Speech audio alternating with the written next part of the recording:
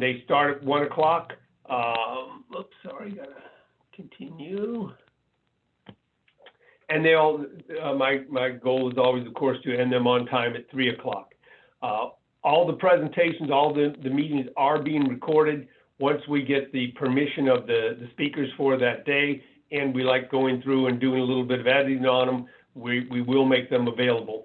That has not happened yet on the website, not due to lack of permissions, but more lack of doing the editing and space in the cloud to make sure all that works. So it will be coming down the road, as will the seminar. We are putting together a seminar for 2021, Landscape Inspector Association 2021 seminar.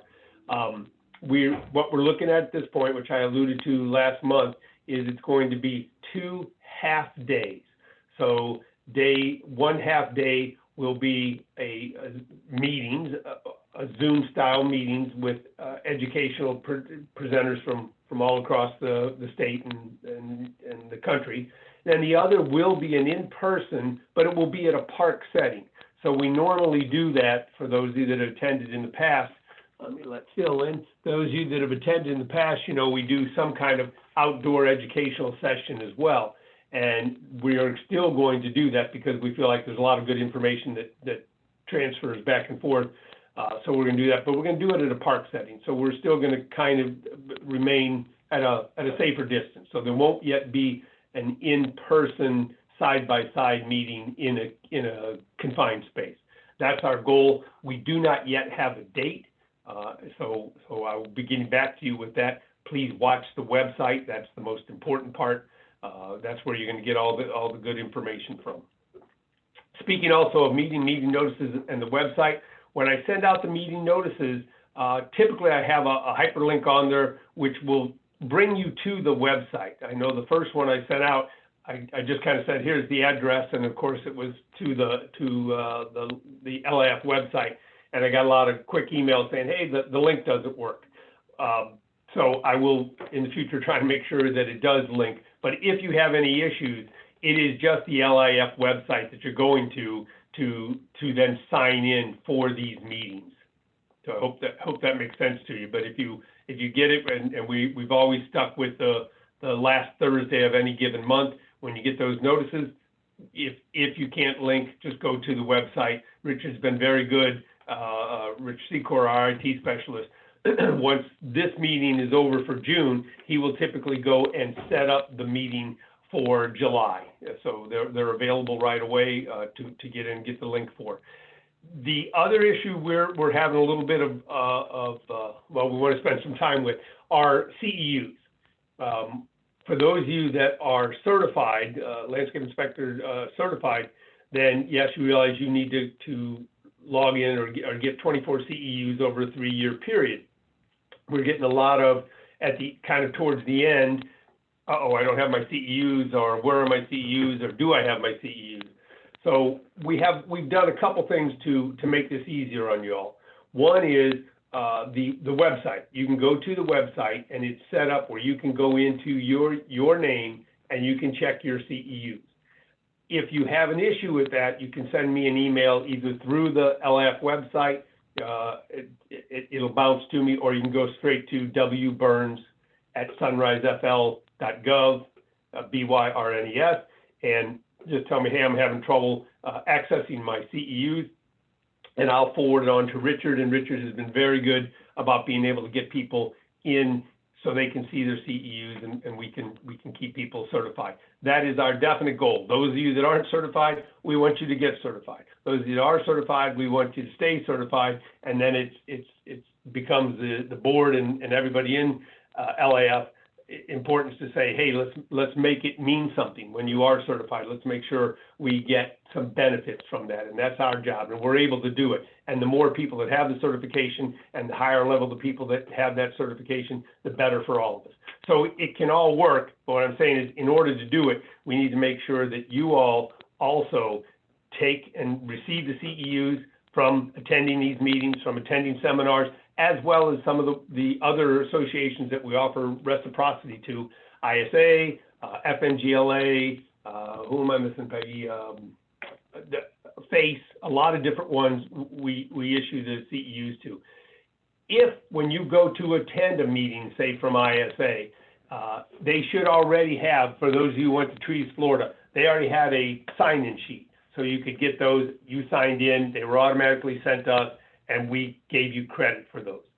Other meetings that you may attend that have not requested CEUs from ISA, say it's from a FACE or one of the Parks and Rec, if they have not requested those ahead of time, you can still submit a form to us stating the time, et cetera, and showing that indeed you were able to, that you completed the seminar, whatever it was, the seminar, Zoom meeting, that you completed that, and then we will take a look at it, and Terrell, who's checking in right now, that will go to Terrell McCombs, and we will let Terrell look at it, and we'll tell him yes, no, give you credit for that. So there are ways of getting CEUs to keep your certification active, and we really, really need everybody to do that during their entire 3-year recertification period. Please don't wait till the end, because it gets very cumbersome, and it's asking a lot of Terrell and Janet and people to put all those together. Okay, we are getting very close. I'm going to give it a few more minutes to start. I don't see any questions, so I'm glad to say you all are super smart and have everything answered. That's really good, because I think I've got a lot of questions for you all, but I'll pass on asking them right now. As we said, today's meeting, we're going to deal primarily with palms, and we've got 2 excellent speakers on these. I'm really glad that we're able to pull in the number of people we pull in with these kind of meetings, because as we get good participation, we're able to get good speakers. And today we have 2 really good speakers that are going to be imparting very topical, current information to us, and at the same time able to disseminate and get their message out to a larger group. Okay, oops, sorry, got to bring a couple people in. And what I would also ask, and I've asked you all on separate months, if there is a topic or there is a speaker, those of you that go to other venues and hear really good speakers, you know how important it is to get their message out and to get good speakers in front of our group. So please send me an email, whatever it comes down to. We would also like to take advantage of this time where people are Zoom able and Zoom available to reach out to people throughout the state and throughout the country to be able to bring them to LIAF and put on good presentations. Okay, oops, some more coming in. I think, if I do this right, and I have to tell you, I'm glad you all are here, but today is not your average day. And we are usually meeting at Nanick's, Kevin's place of business, and we've gotten this down relatively smoothly. So this month, everybody decided to throw us a wrinkle. Kevin had a conflict, so he was not able to help. I'm like, or be there. He said, no problem. We can do it here. This is my office at the City of Sunrise. Richard will be here to help me. And Richard got his second COVID vaccination shot yesterday. And when I asked him how he felt, he said he felt like a dump truck has run over him, followed by a steamroller. So he's not here to assist, and we started running into more and more issues. It was an 11th hour to bring this together, but I'm glad to say I think we have it. We brought it together, and the speakers are on, and everybody should be good to go. So Richard, for you, I'm going to find John and make him a co-host, and we're going to kick this off. So bear with me one moment. There he is.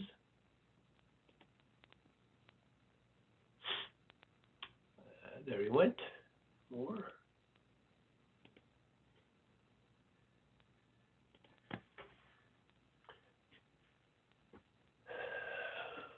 Okay, John, are you there? Okay, check in. Now I am. I hear John. I'm still. Lori, I made John a co-host, so he should. We got it.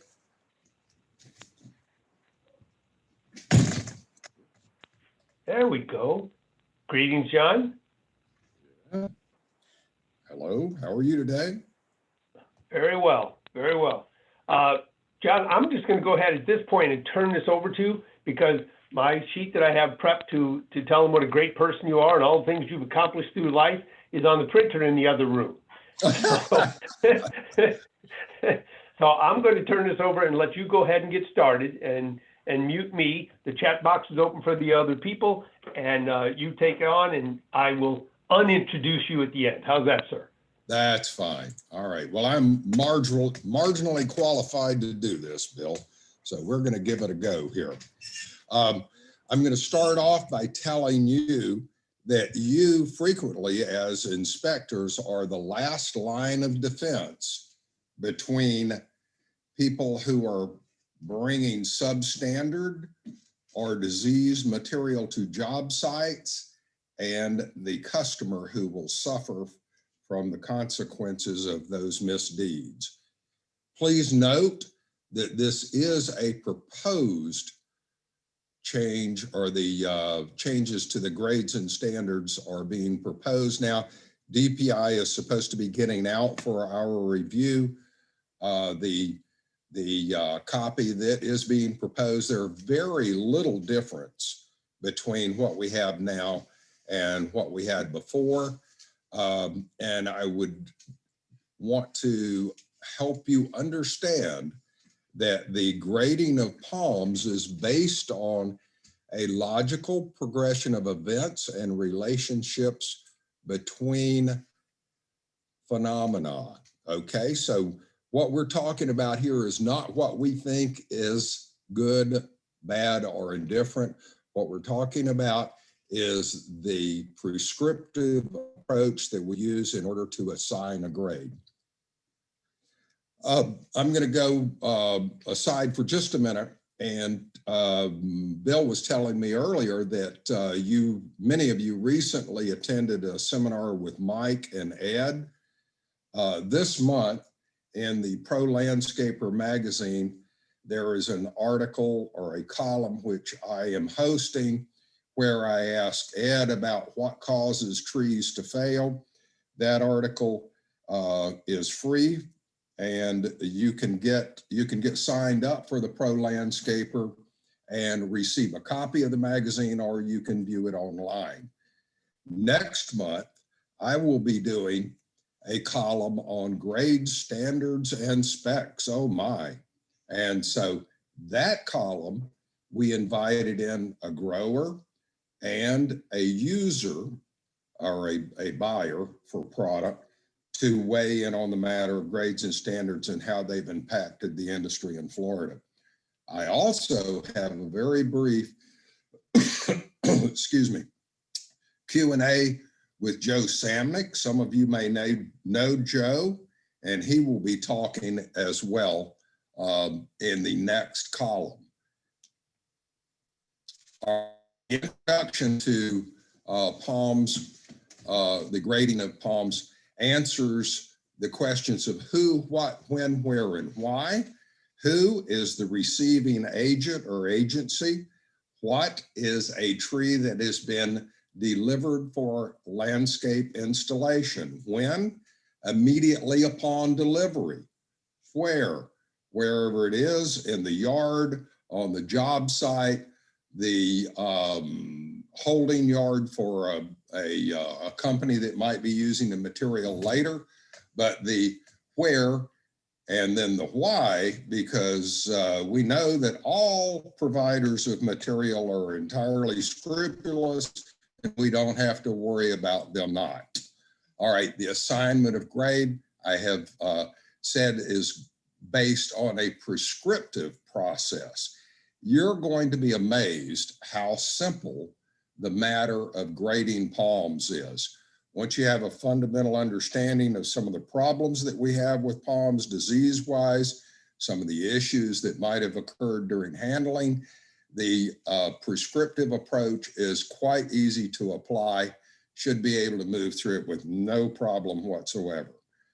In our mission statement, which I wrote before the first time that we revised grades and standards, I don't know, 8 or 9 years ago, whenever it was, provided that we would have for the person doing the grading an entirely objective set of criteria that we set up as standards. It's not entirely possible, but we came pretty darn close. So we tried. It is as much an objective process as is possible. Remember that specs are beyond, within the grading criteria. What did I do, Lori? Just bring the cursor over here, just to change. Just this bring the here. Yep, cursor over here? to click, yeah. Just There you to go. click. There you go. Oh, okay. Why can't I click over here? All right. The glossary of palms and the terminology is pretty straightforward. There are a couple of things that I want to draw your attention to. The depression is a big deal. You should be able to see on your screen now in the top right a picture of a depressed trunk on a royal palm and the consequences of that depression, because the pseudobark, and we'll get into that in just a minute, the pseudobark was damaged and it got into the vascular tissue of the trunk of the tree. That is something that you're frequently going to have to make judgments about. Some trees have very thick pseudobark, other trees not so much. Typically, and I think I made a note to that effect in the glossary, the crown shaft species are more susceptible to pseudobark damage that might lead to vascular tissue exposure or damage as well. So be mindful of that when you're evaluating crown shaft species. Extreme succulence is another one that we were not able to quantify. Most of you know what extreme succulence is, but in the event that you're doubtful about whether or not extreme succulence exists, you look for a couple of three characteristics. It's got soft vegetative growth. The tender, elongated petioles are also a way that you can identify extreme succulence. And so you're going to have to make some judgments on those two, the depressions and the extreme succulence. As I say, otherwise, it's pretty much a prescriptive process.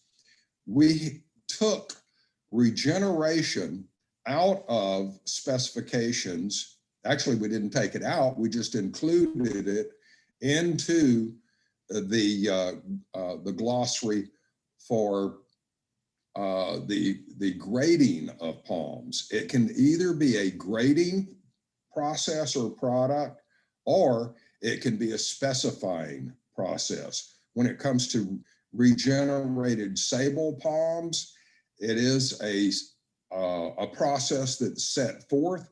It's described here, and if your assignment of grade calls for a regenerated sable, it is going to require that it has these characteristics. If it is a tree other than a sable, then it is up to the specifier to define the terms or define the process and the product that they get that they are going to call a regenerated palm that satisfies their expectations. Trunk tapering used to be a grading standard, but it is no longer. It is now in the specifying section. The tipped leaf, and I know that caused a little bit of heartburn in some cases with coconuts and royal palms and possibly others, but that is a process that has to take place on site after the evaluation of the tree. Because if you grade a tree and its leaves are tipped, you probably already have more than 10% of the tree or the leaf removed, and therefore you cannot grade it as an excellent leaf, and it is marginally good because 1 to 10% for a good leaf is acceptable. Note that picture that you see there on the vascular tissue and pseudobark, because that's an important distinction that you need to make in your evaluation of material. If you think that that pseudo bark has been invaded and there is vascular tissue issues, then that tree is automatically deemed ungradable.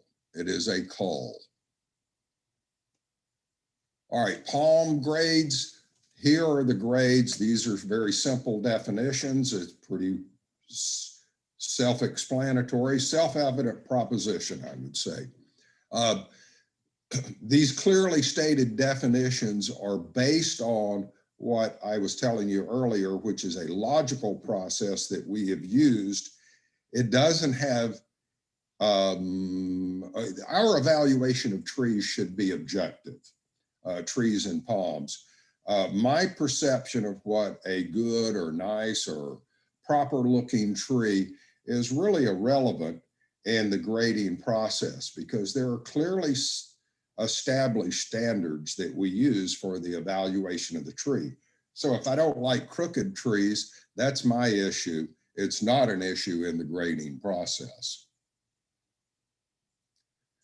We have included, and you can find this on our website, and we're probably going to get this included in the new grades and standards document itself. Some of these lethal or potentially lethal issues that are associated with palms, the fusarium wilt. Let me see if I didn't miss anything. Okay, fusarium wilt, there are a couple of different subspecies of fusarium wilt, palmarum and canariensis. They have different hosts, and sometimes those hosts overlap. These, as I said, these slides are not yet a part of the document. You can find them on our website, or what, Lori, University of Florida has this? University of Florida also has this on their website. It's a little difficult to get to, but you can find it on their website. Here's the LY. It's also a phytoplasm. And as many of you know, these issues can be addressed with OTC, but the game is you've got to get the OTC into the system of the tree early on, because as I understand it from the folks over at the extension station there in Fort Lauderdale, the OTC moves only up in the tree. That's where the vector visits the tree and injects the inoculum, the disease, into the tree. So if the disease has moved throughout the system of the tree, you inoculate the tree, then the tree will not be completely purged of the inoculum, the pathogen, because some of it will remain below the injection point. So it's important to get this done early on. We have talked with the folks over there. They're continuing their research on OTC and its efficacy. LBD is the other phytoplasm problem that is really causing lots of problems right now. It's getting our sable palms, our larger phoenix palms, and then incidentally, it'll get some of the other species, but that is generally of lesser consequence because it doesn't happen very frequently.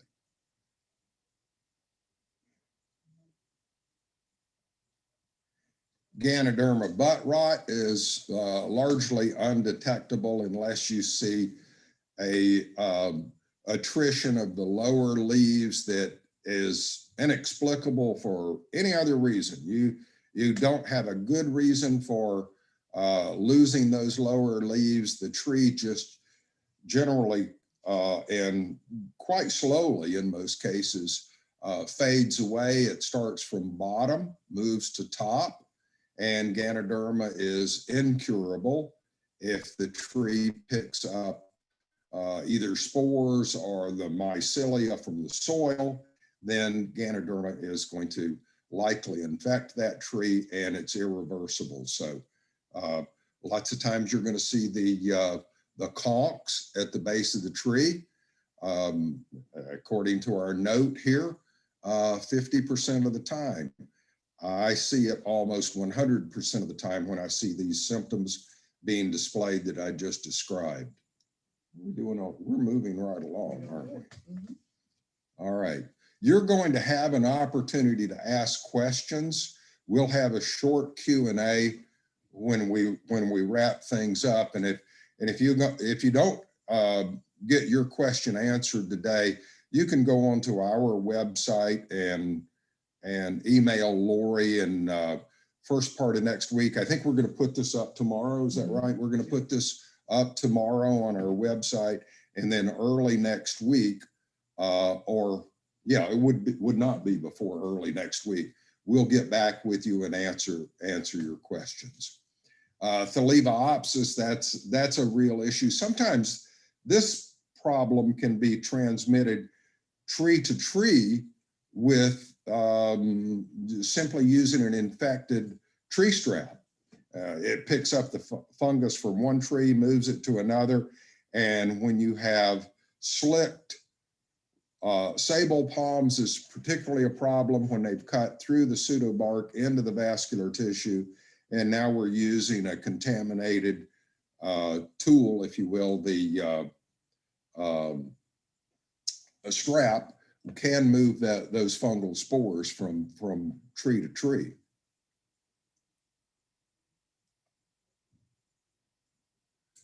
Phytophthora bud rot, that finds its way into a lot of different hosts.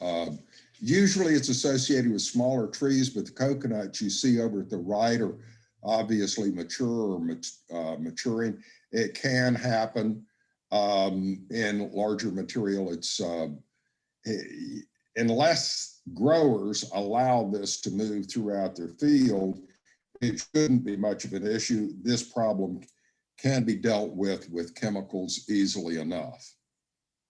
All right, let's go through the palm grading steps. And this is, you can see it's sequential and should be pretty easy to understand. These eliminating factors that are a part of step one, as I said earlier, they're either terminal, they're going to take the tree out, or there's a pretty good chance that it's going to take the tree out. So what we want to do is make sure that these diseases that are going to kill the tree or present an opportunity for something to come along and kill the tree, you folks want to make darn sure that you're not allowing any of this stuff to escape your attention.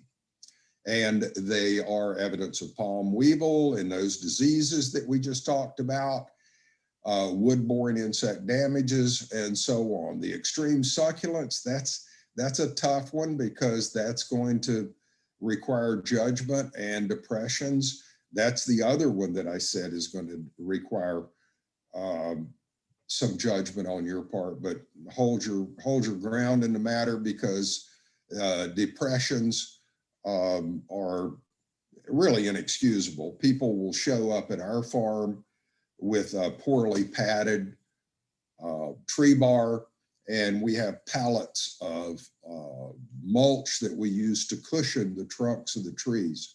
But we don't grow any of we're cold enough where we are, we don't grow any of those crown shaft species. So the species that we have are generally pretty tough in that regard. But if you're getting material that's being delivered that is of those more sensitive palm trees, you got to be careful for that. That's an issue. The extreme succulents, that's just a poorly grown tree. And again, I have little patience with that sort of thing, and you should too, I suppose. Naturally occurring fissures, that's almost a subjective criterion, but it is well defined here. There is the potential for invasion of disease if these fissures are too great, but usually it's a cosmetic issue, so it's largely disregarded. Okay, now we move on to G in this host of sub-steps for step one, and that one takes us into step two, which is the highly prescriptive process of a two-step process overall. We've talked about the understanding of the eliminating factors. That is most critical in the process. And you need to invest some of your time to become more familiar with these problems. We don't need to be spreading these problems. We need to mitigate or eradicate. We need to eliminate these problems where we can. Don't allow people who are bringing contaminated material to a job site to do so. They should be run out of town on a rail. That's in parentheses because that's an editorial remark. Okay. Next step. This is where, if the tree has no eliminating factors, we're going to refer to these tables. This is that highly prescriptive part of the process that I was talking about, where we talk about leaf count. And if you've got, let's look at the first one, which is the Parotis palm. Excuse me. It's got 6, 5, and 4. Now, under the definition of clustering palms, and of course this is a multi-trunk tree, there's a definition for what major trunks are. The major trunks are the ones that you evaluate in the grading process. And for the Parotis palms, we start off with 6 excellent leaves for fancy, down to 5 good or excellent. That's quite a drop off in my opinion. And then we go to 4 for a number 2. The reason that we have emphasized the number of good or excellent leaves as a strong standard for evaluating a tree is that they are the most accurate reflection of the current health of the tree. If the tree is healthy, properly grown, cared for, no diseases, no nutritional deficiencies, not too much water, not enough water. If all of the stars are aligned and that tree is growing as it should or could be, then this leaf count is going to tell you that that is a healthy tree. Tim Broshot and I went into the process in agreement on the matter, and fortunately, the other folks were willing to play along. Many of you know Tim. He recently retired. Pretty sharp dude, old Tim. All right. This is the second half. More of the same, different species. All right. If no eliminating factors are present, this is the process. We are going to get a grade by doing the following. We're going to do a leaf count. We're assessing the quality of those leaves. And in those definitions, it will tell you that an excellent leaf has 1% or less issues, either insect, nutritional, whatever it might have been, problems associated with the handling of that tree or the shipment of the tree. All of that counts in the leaf count and the leaf quality. So this is a mule palm that's being shown here. And that mule palm, we're going to grade in terms of leaf count and quality and root ball measurement. Now, this is following having gone through all of those eliminating factors. This is the second part of the process. We've established that the tree doesn't have any eliminating factors, and now we're going to assign a grade to this tree. And I use the term, when I'm thinking and speaking properly, of the assignment of a grade rather than the specification of a grade. Specifying and standards are two different things. We're going to talk about that a little bit more in a minute, just to kind of clear up the vocabulary a little bit. And something just popped up here that may not be right, Lori. Oh, we're good. Okay. This is a grading summary. Eliminating factors, checklist, note, leaf count, leaf quality, root ball measurement. All of that is aligned. This tree is a silvernate, a Phoenix sylvestris, and it's required to have 40 or more excellent leaves in order to be a Florida fancy. So if we deem that that's the case, and the root ball measurement, now this is not root ball size, root ball measurement carries a different definition. That definition is the distance from the trunk to the edge of the root ball. And if my pointer works, if you'll look right here, you're going to see there is a root mass there. You've got to create an imaginary line from what would be the trunk of the tree, because these are old, remember, these are old, these are petiole bases, and that is a root mass right there. So if you extend a line along here, which is the trunk popper, down to ground level and then measure out, that gives you the root ball measurement. So you should be easy, fairly easy to discern where that extreme of the root ball lies. Okay, where are we next here? All right. Now, sometimes you're going to be called upon not only to establish a grade, but you may be required, Bill tells us, to enforce specifications.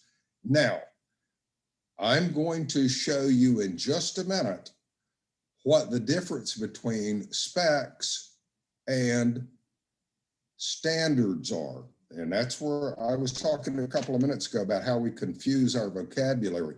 I like, and I've tried to get all of our people around here to talk about assigning a grade. When you assign a grade, you are simply saying, okay, this is the label that I want, and these standards that are going to apply are going to lead us to the assignment of Florida Fancy, Florida number 1, or Florida number 2. You're not specifying a grade in the strictest sense, because specifications are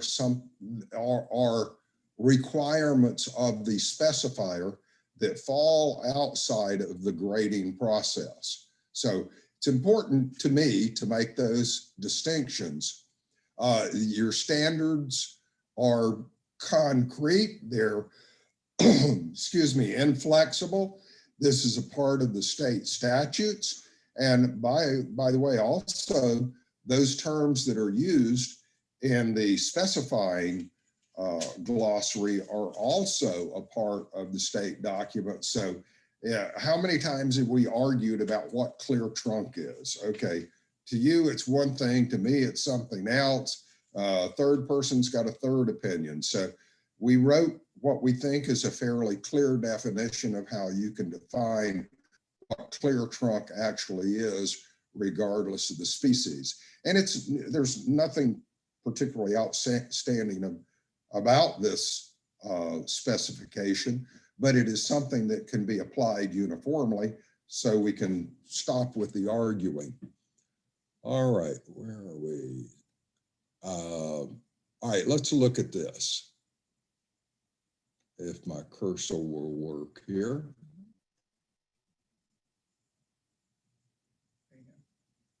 Oh, they weren't privy to that, so I need to, I've got a separate set of notes here. Let me read this to you. Specs are contractual requirements beyond the assignment of a grade. So if you've got a specification, the specification is something that somebody said, oh, and by the way, not only do I want a Florida Fancy or a Florida number 1, I want it to have a curved trunk or whatever the requirement may be. They cannot conflict with the standards. The standards are written, they are statutory.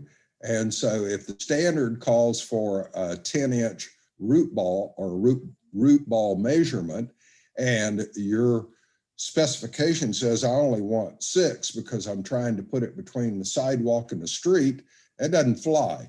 So as your responsibilities are executed, when you see that substandard root ball, then you're going to have to say, I'm sorry, there's a red flag here. All right, introducing the palm specifying section. What am I goofing up here? No, you're I'm good? Yeah. On track? Yeah. All right, well, keep me between the ditches here. Florida grades and standards is construction. Okay, look at this. We're only going to measure the health of the palm for the grades and standards. Now we're getting off into new territory, separate process, entirely different. We're talking about specifying versus establishing a grade and applying the standards that are necessary to achieve that grade. We're gonna look at some of these specs. Let me make sure I'm only going one. Okay, these terms, again, these appear in the state document. We've got all of these different terms that might be applied, or it can just be on the assignment of the grade that I want a Florida fancy or a Florida number one, and that may be the end of the story right there.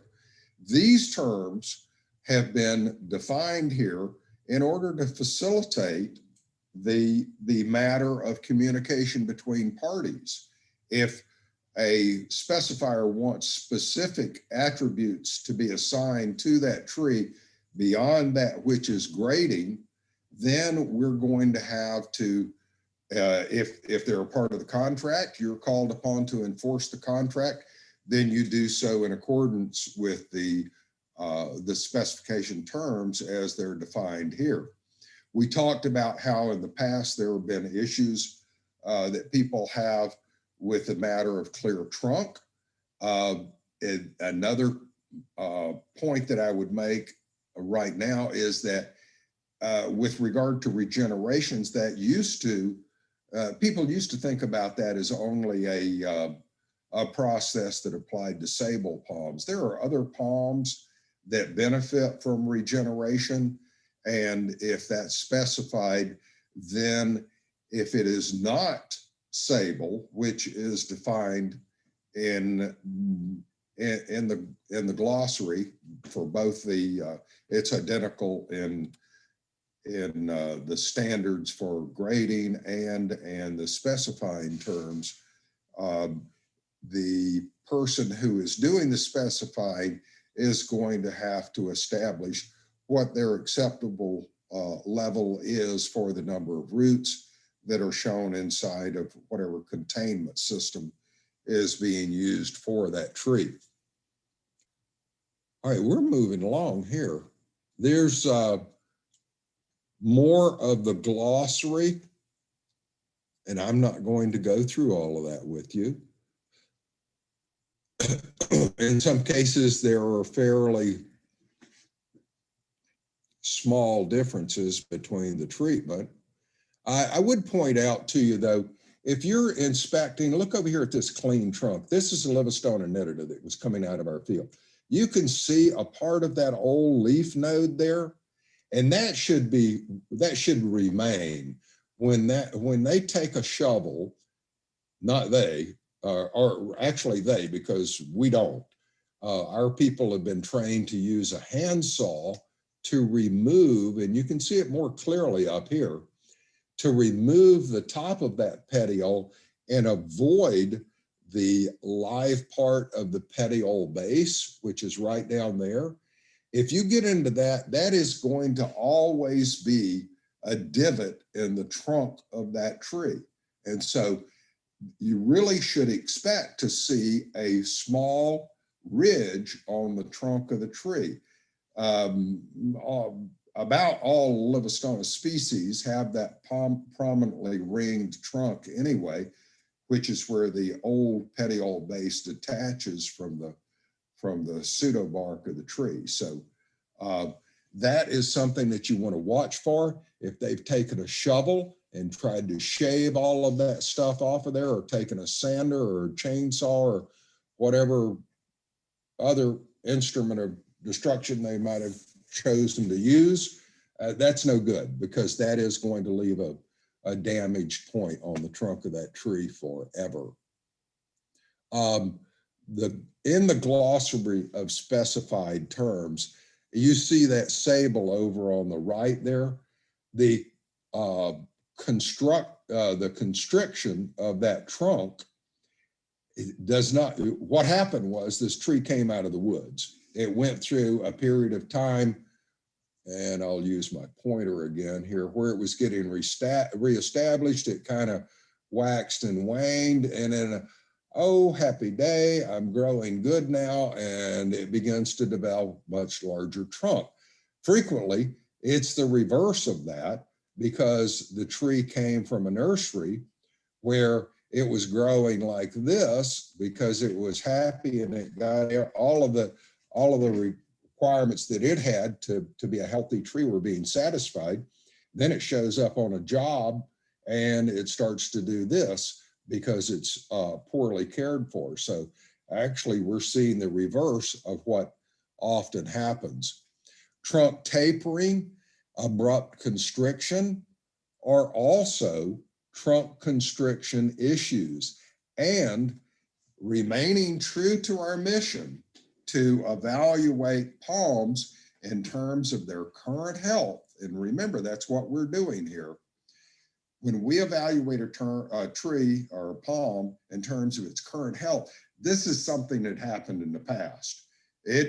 That vascular tissue in the trunk of that tree, even though there's constriction there, is wholly adequate to supply all of the nutrients and goodies that the canopy of that tree needs in order to be a beautiful tree, in order to have a beautiful canopy. Even though we find this part down here in the trunk to be unsightly, that has to become a specification. In this case, the specifier probably specified whatever that level of clear trunk is, and then the tree got more than it was accustomed to getting in the wild, and it became a happier tree than it was before. Okay, here is an expansion or another way to show you how many of these terms are used in describing the way that a tree might be described in the specifications. The canopy spread is something that we see fairly often on trees because can be a wide variance within some species in terms of canopy spread. The clear trunk, you'll note, is up here, not down here. That's clear or gray wood. This is a crown shaft species. I was talking about those a while ago. The terminus height is not frequently used. That is something that's used more on dactyliferous than any other species. The caliper right here, whoever the specifier is can determine the height at which that caliper measurement is to be taken. Vertical clearance is for a traffic consideration, and the clear trunk is up here, and I happen to be the one who wrote that definition. The clear trunk is the point of divergence from the lowest leaf left in the canopy. So read that. I'm a literal kind of guy, and so I write things as specifically as I think they need to be written in order to create an unambiguous definition, and that's what we tried to do there. We could have said some other place, but that was what was chosen because it could be clearly defined and eliminate or at least reduce arguments. Let's see. Used. All right, let's look at some silver. This is Phoenix sylvestris. And each of these trees, all of these trees, I see 1, 2, 3, 4, 5, 6 or 7 trees in here on the right-hand side. All of those trees are Florida fancies because they meet the standards that we have written for the evaluation of a tree to establish a grade. They have the proper size root ball measurement. They have the number of excellent leaves. They have no damage to the trunk. So they meet all of those criteria that we set up in the standards. So we're going to call all of those Florida fancies. These trees that might have been, well, actually, those were used at, where'd they tell us they was used at? Sleepy Lagoon or some darn thing up in Orlando, one of the amusement parks. They wanted trees that had a curve in the trunk. And I think Hurricane Irma accommodated us on the matter by leaning some of these trees over. So they fit the needs of the specifier, said, I want these trees leaning out over whatever waterway they were trying to adorn with these trees. And so it satisfied their requirements. Usually you're not going to want a curved tree. You might, and in those specific cases, we're talking about specifications rather than the standards that are used for measuring trees. These two trees, same species, the ones on the left-hand side of your screen, same species, vastly different in terms of dimensions, but they meet all of those criteria that are set up for us to use in using those standards to measure the assignment or measure for the assignment of a grade. They've all got at least as many leaves as they're supposed to.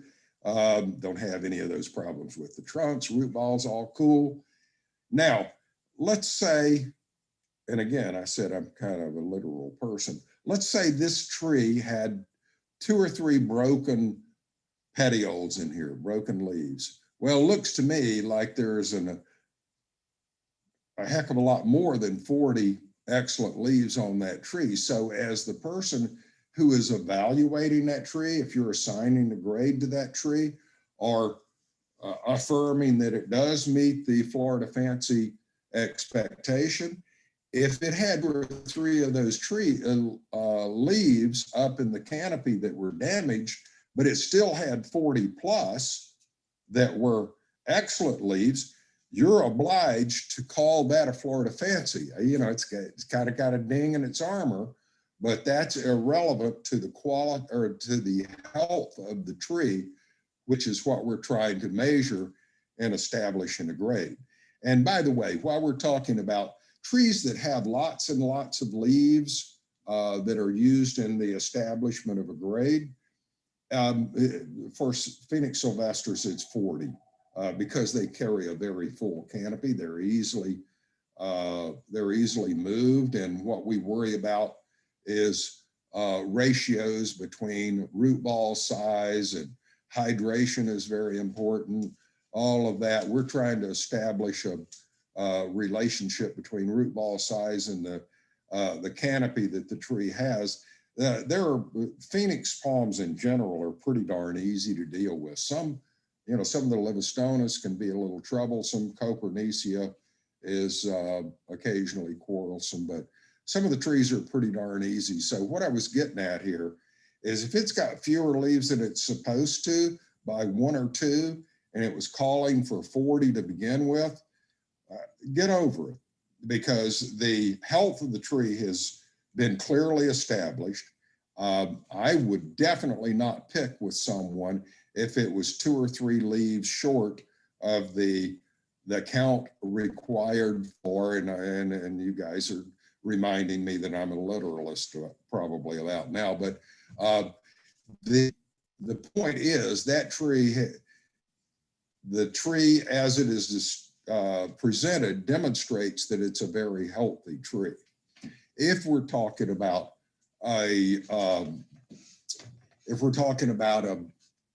maybe a sable palm or a sable cassiarum, or I don't know, a Bismarck, a tree that would have fewer leaves on it, it's kind of starting to become a little bit bigger deal now. when we're doing the establishment of a grade. If there's a reduction here of 40 to 39, what have you lost? 2.5%? No big deal. If you're going from 6 to 5, depending on how you look at it, you've either lost 16 2/3, or if you're going lower number to larger number, that's a 20% increase. So it's kind of a big deal if there are only a few leaves, not so much with lots of leaves. All right, here we expand on our conversation about specs. We've got the specs written in clearly here. And this is something that I wrote to make sure that everybody gets a clear understanding of the difference between a standard and a specification. A standard is that which is prescribed in the state document as a measure or a characteristic used to establish a grade. Specification has to be consistent with the standard. It can't be less than. We talked about, you can't say I want a smaller root ball because I don't have a big enough hole to put it in. The specification is an exact measurement which meets or exceeds the standards for grading or a form or treatment unrelated to the grading process. So I think that these definitions can probably help us in sorting out the vocabulary a little better to understand the difference between a standard, which we use, and the assignment of a grade, and a specification, which is something that happens after the grade. All right. These are some of the potentials. And by the way, the specifications can go on and on. It depends on how creative or fastidious, particular, whatever term you want to use to describe how far one might go in assigning specifications.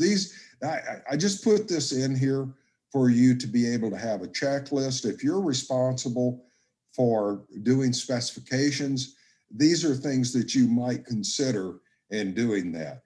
Hydration is something that, if you as a buyer, and I realize you guys aren't buyers for the most part, but if a buyer or someone who is ordering trees says, I want this to be put under irrigation for 48 hours before it's shipped to make sure that it's fully hydrated, or that you use a spitter to fully hydrate the tree, then good for you, because hydration is incredibly important in the successful reestablishment and handling and transport of palm trees. Excuse me, I need to. Don't let people deliver dry trees, I think, or dry palms. That's the takeaway in this matter. All right, potential specifications. I'm going to move on to that. These are just specs for that particular tree. I'm going to move on to some, and I asked a landscape architect buddy of mine, I said, okay, write me some specs for some of the trees that you frequently use. And I'm going to pick 3 of these and use them as examples of how specs are applied and where you don't need to worry about the matter of standards. Let's go over here to this royal palm, and it's okay, he says he wants a Florida #1. He wants that amount of gray wood. Okay, we went from grade to specification.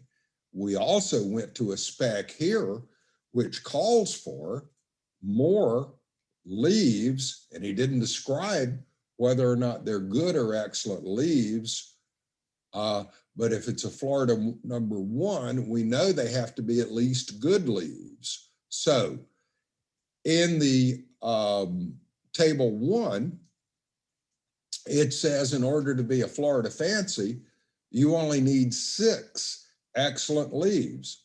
In this case, he's prescribing or specifying that he wants 10 leaves. And we know that because he's talking about a number 1, at least 6 of those leaves have to be, at least 5 of those leaves have to be good or excellent leaves. I hope that this isn't moving too fast. Let me back up and do that again.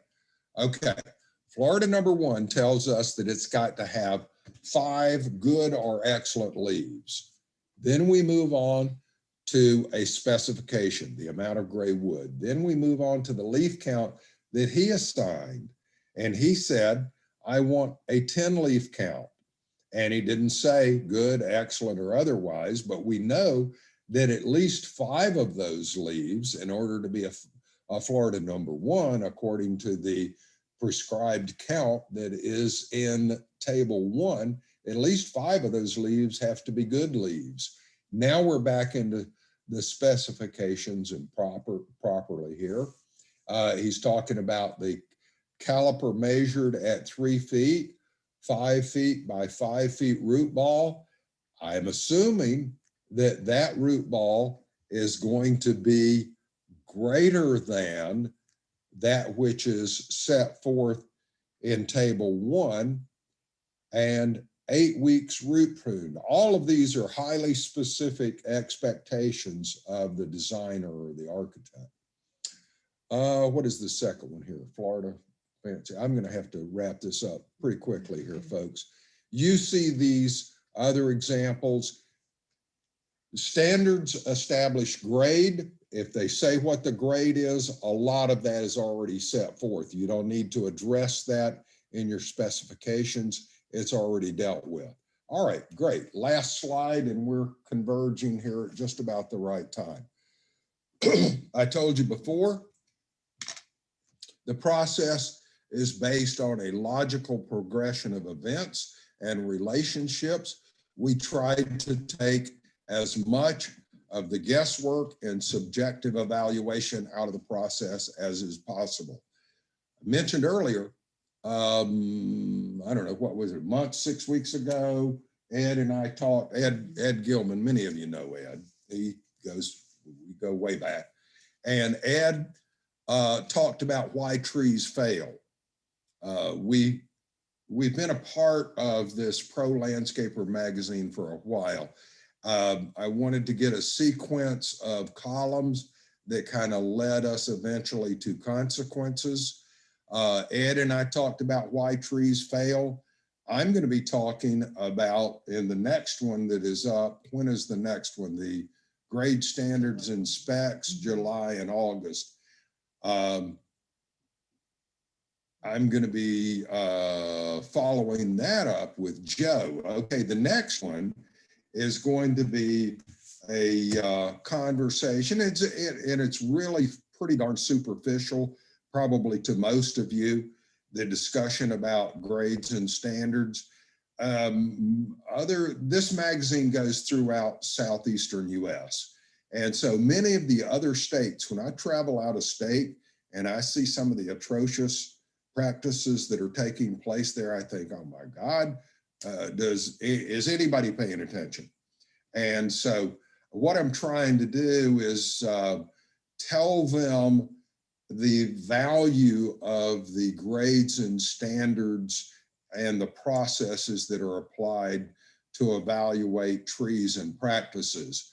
So what we're trying to do is we're bringing them along. We'll tell them about inspectors and all of the other stuff that they're going to get into, and it's going to be legislated and all of that stuff. We're just trying to get them hooked right now.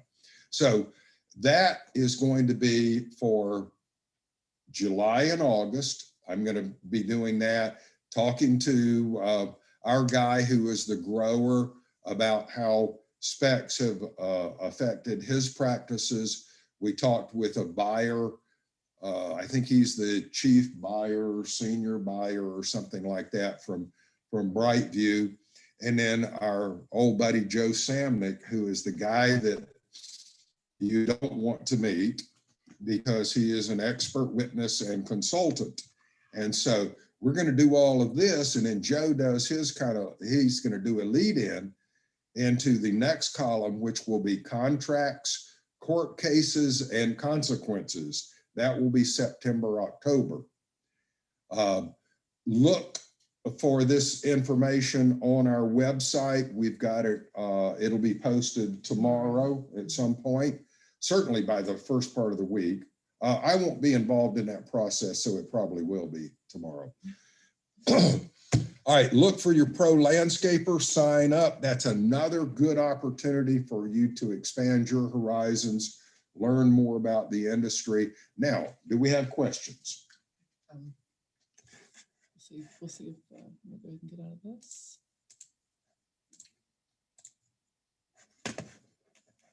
All right. Let's see if is William still there. You had any I questions? don't know, Bill, you still there? I lost him. Yo, Bill. Let's see what we have in here. Okay. We've got a couple of questions here, right? Let's see. Better definitions and details are appreciated for revised grade standards. Is damage below the pseudobark visible based on seeing torn or shredded vascular bundles, or change from darker brown bark tissues to lighter tan and cream colored trunk tissue? All right, let me answer them one at a time. Okay. That's got to be a yes. If you can see vascular tissue, if vascular tissue is damaged or exposed, the tree is immediately a reject. It is a cull tree. And so you're going to have to guess. And I wrote that definition too. And I think the way that I wrote the definition for pseudobark damage was pseudobark damage that demonstrates, or maybe what was the term I used, is indicative of vascular tissue damage. It becomes a reject. Okay. Here's the next one. All right, got to put the specs Get your back glasses on for on. this. Okay. As a grading discount or downgrade, trunk damage needs to be deeper than the pseudobark into the living tissue, correct? I assume based on revisions. So how does an inspector tell when the trunk wound deep enough to damage versus cosmetic for a wound? What is the minimum size wound cuts as downgrade for follow-up? In the document that we had before, we had arbitrarily established that if you've got 20 square inches or more of pseudobark damage, then we're going to assume that you messed up the vascular tissue as well. Well, that's really not necessarily the case. You could have 100% pseudobark damage and 0% vascular tissue damage. So what we're trying to determine here is, where have we damaged the vascular tissue? If we have crushed that pseudobark by mishandling the tree, then there is likely vascular tissue damage. I would not be at all reluctant to reject that tree. If you know that there is vascular tissue that's exposed or damaged, then that's a pretty clear-cut case.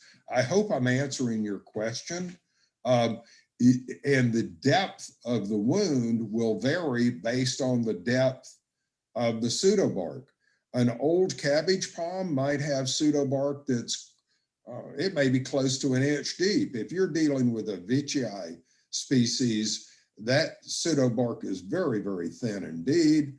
And so it's pretty darn easy to damage that vascular tissue. It will be tomorrow. We answered that. Oh, okay. Yep. All right. I think we're good.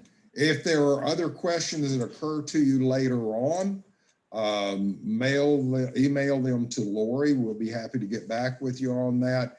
If it's only one of you or en masse, we'll handle it either way. Happy to help in any way we can in the matter. And Bill, I guess that wraps it up for me. John, great. Can you hear me this time? I can. Oh, good, good. I was waving and speaking and talking to nobody but myself, so. Well, you're just a little square up in the corner there, so apparently you weren't demonstrative enough. Maybe that's it. There we John, are. thank you very much. That was extremely informative. And as promised, I do want to let the people know. I think most people know you. Certainly, seeing the products that you had pictures of. If they didn't know you, they're going to, because those are some beautiful palms. We don't often see palms that nice down here, or I should say, on a regular basis, we don't see palms of that quality. Like I really hope we will in the future. And if the grades and standards help us see palms of the quality that you were showing, that would be fantastic. Well, thank you for those kind words, Bill. Mm-hmm. So for everybody else, I would say John is president, founder, and owner of Fish Branch Tree Farm. Fish Branch has sponsored and hosted educational events that have covered a wide range of topics. He chaired the committee for the last 2 revisions of the Florida Grades and Standards for palms. John has also presented at many industry venues on various topics relating to palms. He was awarded the 2019 Educator of the Year by FNGLA. John has a BS and an MS in education from Florida State University. In the 70s and 80s, he owned garden centers with landscaping, irrigation, and sod operations. John founded Fish Branch Tree Farm in 1998, which has grown to 325 acres located in Southwest Florida. Over the years, John has sought to develop innovative production methods and has promoted new or underutilized trees. He owns the plant patents for boardwalk and parkside live oaks. Recently, John played a key role in the establishment of a committee formed to review and refine a broad range of issues facing Florida Department of Transportation's landscape program. John has a continuing passion for sharing knowledge with others for the betterment and growth of the industry. And all that goes without saying, John. You certainly you live up to every one of those words. So very, very true. Again, we truly appreciate it. The members that are out here, the Landscape Inspectors Association. Our title doesn't do us justice to be able to say it's quite an umbrella group. So you reach growers, and you reach educators, and you reach installers and buyers, and a little bit of everything. So helping get the word out is very important to us, and especially when it's well thought out and well put together like yours are. So we really appreciate your taking time to meet with us. Yeah, well, thanks, Bill. I was happy to be a part of it. And I was thinking as you were going on there, I was thinking, my God, when you get to be as old as I am, you should have done something by now. But this industry has been very good to us. Our employees are great people, and we are happy to give back. We really enjoy being able to participate in this sort of thing. So thank you, Bill, for the opportunity. Thank you again. All right, take care. Lori, thank you for your help. All right, let's see. Again, I'm going to wing this, so I will give me a second. Oh, I think Richard Secor is taking over. Good job. So, Richard, if you want to sign George Fitzpatrick as a co-host. You got to do it. Only host can do that. I have the power. Woo! Hang on, George. I'm looking for you. Okay, He-Man. Yeah, but I lost George. Where'd he go? I see him. He's in there. It looks like they're alphabetical order by the first letter. So. Oh, that's a good idea, because that's twice through. It's not coming up. Find participant, George. There he is, George.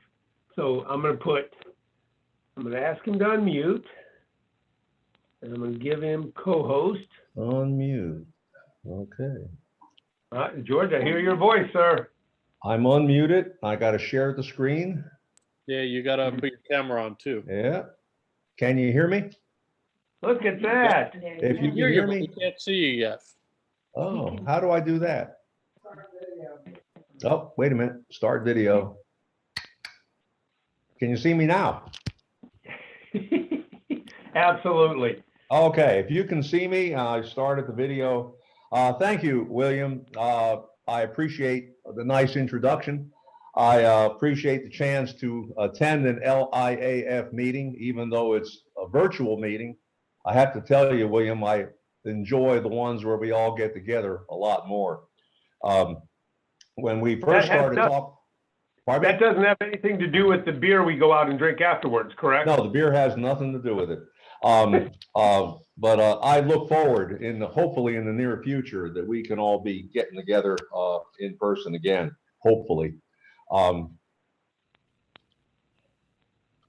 Let's see. Where's my clicker? As William said, I'm a retired professor. I retired about 10 years ago. I joined the University of Florida faculty in 1976 and stayed there for 35 years. And a lot of people wonder, well, how can a person stay one place for that long? And the answer is complex. It's number one, there's a lot of very nice people who work there, a lot of nice individuals you can collaborate with. Moreover, in the jobs that I had at UF, I was able to interact with horticultural groups, the Florida Nursery Growers and Landscape Association, the American Association of Nurseries, the International Society of Arboriculture, the American Society for Horticultural Science, many other groups, including the Landscape Inspectors Association of Florida. It was a real pleasure to work with people who were in the production and in the management end. As William said, I've taught a number of courses, taught the plant ID course for a number of years, taught the palm biology course, horticultural physiology, the composting course, and I was the arboriculture introductory instructor for the arboriculture course from the 1980s until just before I retired. In retirement, I still do a little bit of work. I've been doing ISA certified arborist exam prep courses since 1994.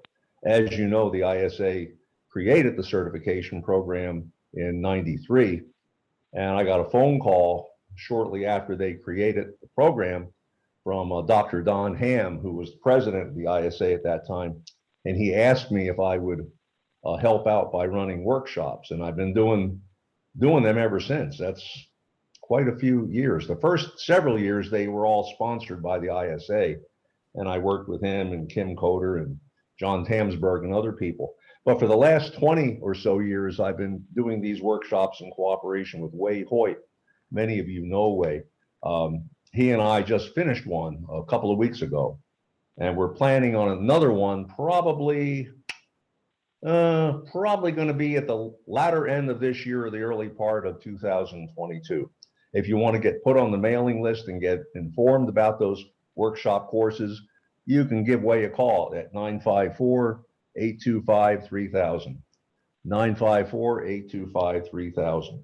I also do work for an organization called the North-South Institute, which is a not-for-profit group that does horticultural training programs and horticultural management programs that are sponsored by the U.S. Department of Agriculture, the U.S. Agency for International Development, and the U.S. Department of Veterans Affairs. So those are the kinds of things that old guys like me do when we're safely retired. William told me that he wanted me to give you all tips on how to identify palms, and that's going to be the major thrust. He had also said earlier that he wanted me to do some explanation about uses of palms in the landscape, which I'll also do. Here's the first tip. All palms are in one plant family. The plant family current name is Ericaceae. The former name for that family was Palmae. I prefer the former name because it's hard to forget. You can see that it's just a Latinized version of the form palm. But there is an organization, a coordinating authority that regulates horticultural names, and that organization, which I'll describe in a minute, decided on the plant family Ericaceae. It's a very large plant family compared to many other plant families. There are about 2,600 species in that family. It's one of the bigger plant families in botany. Up until about the 1980s, the identification, the taxonomic status of palms was very confusing and very confusing to a lot of people. A research team led by Dr. Harold Moore, based all over the world. There are members of the team in universities and institutes all over the world. Dr. Moore was a professor at Cornell University. He was recruited by Dean Bailey, Liberty Hyde Bailey, to develop a modern taxonomic reference for palms. Unfortunately, Dr. Moore had died prematurely. He did not live long enough to publish his work. His work was published posthumously by his colleagues, primarily Dr. Natalie O and Dr. John Dransfield. But the first edition of the reorganization and the logical organization of palm identification was published in 1987, and a revised edition was published in 2008. I have bought those books, but I bought them with the University of Florida money, so they stayed at the University of Florida. They're in the library, and they're fascinating reading about how the researchers use the sciences of morphology, plant structure, to organize a rather large and potentially unwieldy family. Prior to Dr. Moore's work, there were so many different alternate phrasing and alternate names that a lot of people got confused trying to identify palms. In a brief summary, the publications that resulted from Dr. Moore's work, the family Ericaceae was divided into 5 subfamilies, and each of those subfamilies was meant to reflect 5 major lines of evolution, plant evolution. And there's 4 general physical characteristics that are used in defining the subfamilies. And the first characteristic is the shape of the leaf. Next is the structure of the inflorescence, the structure on which the flowers are located. And then the third criterion is the arrangement of the flowers. And the last criterion is the structure of the female reproductive parts. And so by doing it that way and having initially a family of 2,600 or so individual species, you were able to break it down into subfamilies that had smaller numbers, so it's easier to handle the identification and naming of those families. The second tip that I'm going to give you, William asked me for tips, and here's the second tip. There is a governing body, an authority that determines the correct scientific names of plants, and that is called the International Code of Nomenclature for Algae, Fungi, and Plants. It's abbreviated ICN. It sets up a set of rules and recommendations dealing with the formal botanical names of plants. It's regulated by the International Botanical Congress. The International Botanical Congress meets approximately every 6 years. And the most recent Congress was held in China 4 years ago. The Congress before that, 6 years before that, was held in Stockholm, Sweden. So the ICN determines which names are accepted and correct and which names are not accepted and are not to be used. The ICN is administered by an organization called the International Association for Plant Taxonomy, the IAPT.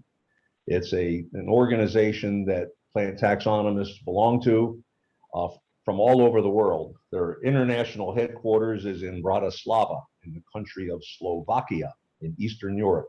Slovakia is south of Poland, and it's east of Germany and Austria. So the IAPT provides administrative services that supports the international code. And when they meet, they vote on the latest proposed changes for scientific names of plants.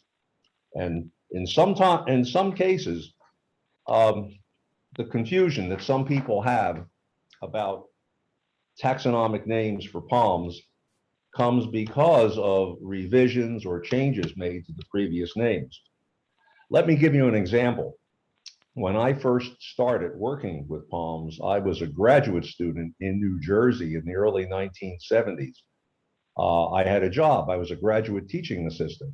I got to teach undergraduates under the supervision of professors.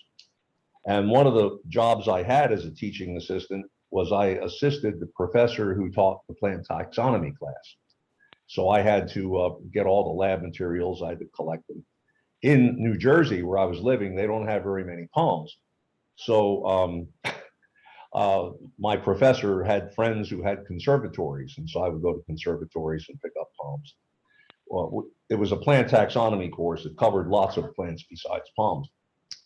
One of the first palms I got to know doing that job was Cocos plumosa, which was the scientific name for queen palm back then. When I finished graduate school and started working, and I ended up coming to Florida in 1976, I saw the queen palm and I said, Cocos plumosa. And my learned colleagues at the University of Florida said, oh, no, that's Ericastrum romans-zoffiana. Well, it turns out the ICN had been meeting and they revised that palm, gave it what they thought was a more correct name. And then again in the 1990s, Ericastrum romans-zoffianum got its name changed again to Chagris romans-zoffianum. The organization that made those changes is this organization, the International Code Nomenclature. So that's the second tip I want to give you. The second tip is that official scientific names of palms and all other species of plants are subject to change, and in many cases, they do get changed. And that can create confusion, especially if you only have one or two reference books, or if your library only has a few reference books and they are dated. So it's not easy for some people to keep track of what the current names are. You can join the IAPT, pay a lot of money, go to interesting meetings all over the world, or the best source I know of to get current information about any changes that have been made by the ICM is a website. And it's called the Plants of the World online website. And the website address is one word, plantsoftheworldonline.org. This website is administered by scientists at the Royal Botanic Garden, Kew. Kew is a suburb of London. It's in the United Kingdom. Kew is to London like Sunrise is to Fort Lauderdale. So it's an important suburb. And the Botanic Garden in Kew has a large scientific staff, and they have people dedicated to putting the current information approved by the ICN on this website. If you're taking notes or if you're making screenshots, please remember plantsoftheworldonline.org, because if there's ever any disagreement you might have about the nomenclature of a palm, it will be resolved by whatever is on that particular website, plantsoftheworldonline.org. That's an important tip for identification of any plant species.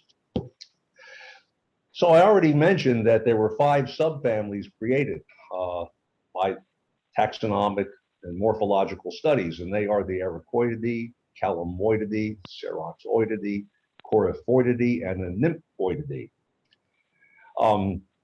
If the palm you are looking at has an ovary and fruit covered with overlapping scales, then that is in the subfamily Calamoideae. If the ovary and the fruit are not covered in scales and they're glabrous, then it's one of the other 5 subfamilies.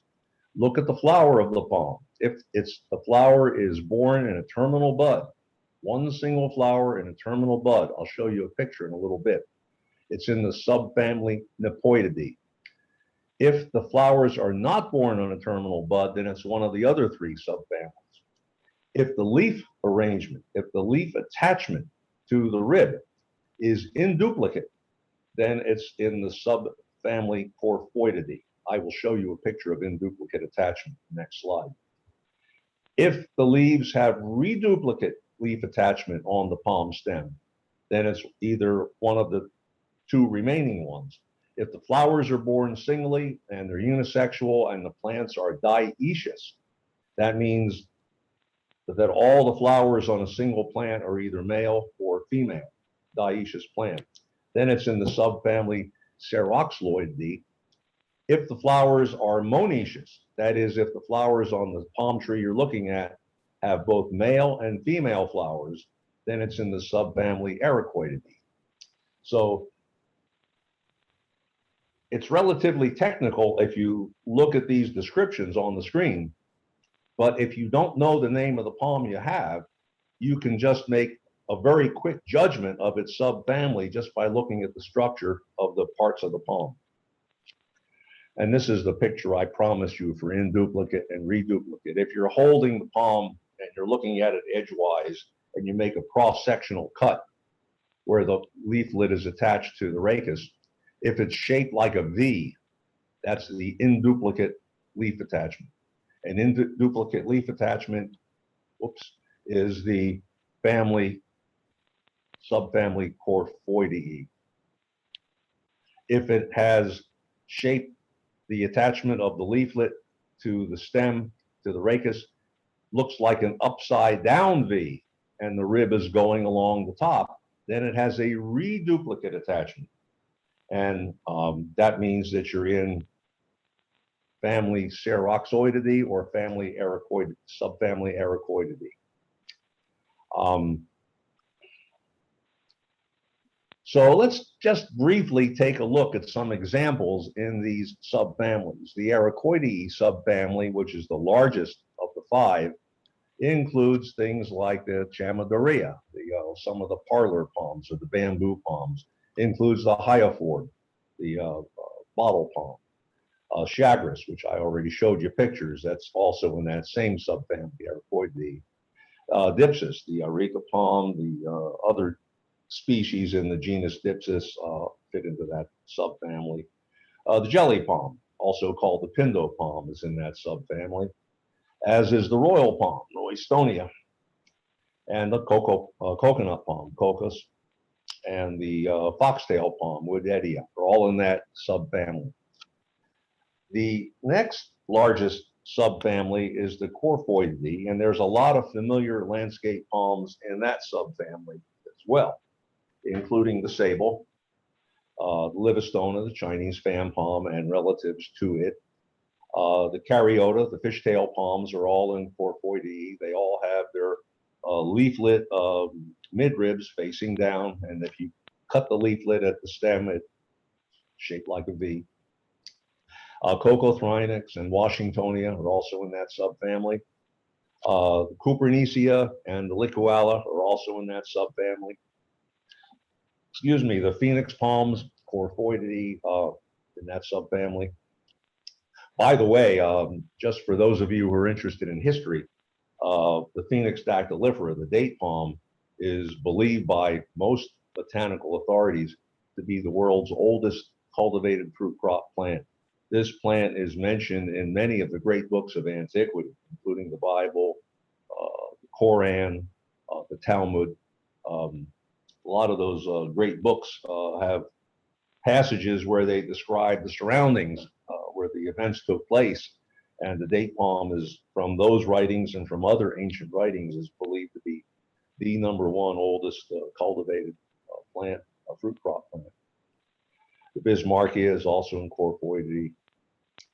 The next subfamily is Calamoideae. There are not very many members of this subfamily that are used in landscaping, not very many at all. The Mauritia, the Mauritialia, the Metroxylon, the Calamus. The Calamus is an interesting one because it grows as a vine. It's in a subgroup called the rattan palms, and they don't grow like trees or shrubs. They grow like vines, and so they're not really suitable for ornamental landscape uses. Plus, the stems have sharp spines,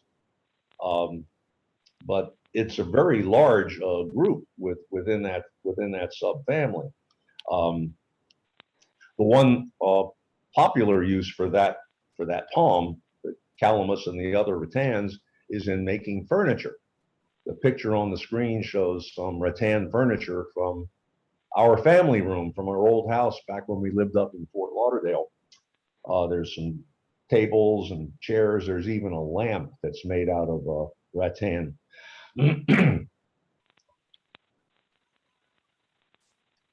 but you don't really see rattan palms used much in horticulture.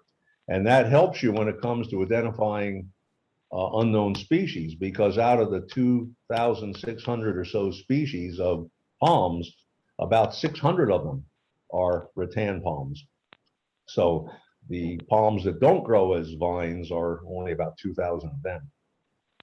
The next subfamily is Ceroxloideae, and that includes a couple of familiar genera.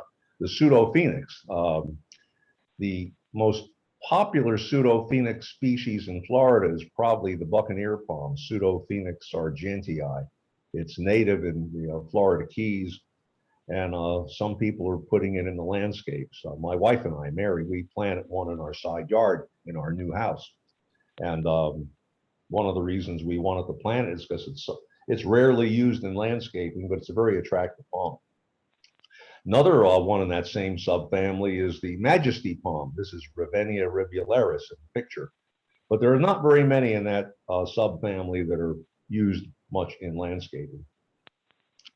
The last subfamily, Nipoideae, there's only one genus and one species. That's the mangrove palm, Nipa fruticans. And I don't think it's used hardly at all in landscaping unless you have a submerged landscape. It is easy to identify because it has a single flower on a terminal stalk. No other palm has a flower that looks like that. There's a picture of me in one of my classes back when I worked full time, looking at a mangrove palm at Fairchild Tropical Garden down in Coral Gables. So it's the easiest one to identify because it's the only species in its genus. It's the only genus in its subfamily, and it's the only palm that has a terminal flower like that. So those are the arrangements, the taxonomic arrangements that are published based on Dr. Moore's work and the work of his colleagues.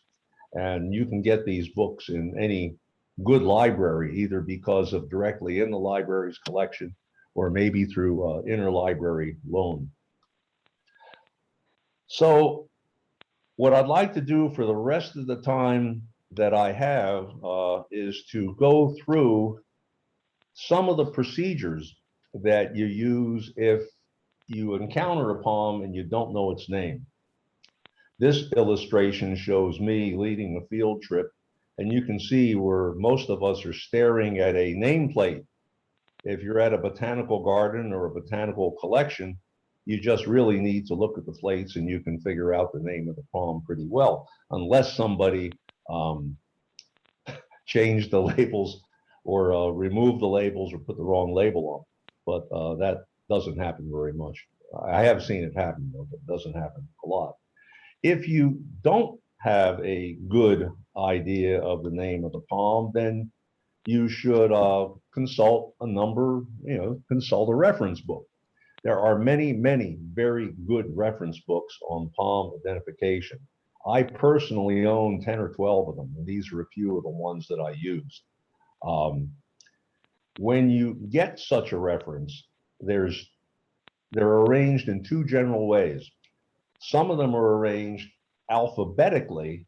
They have pictures of the palms and descriptions of the palms based on the alphabetic rendering of the genus name.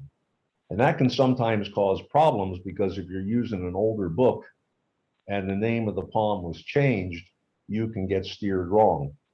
Other books describe the structure of the palm in the beginning, and they tell you what page to go to get the descriptions of the palms.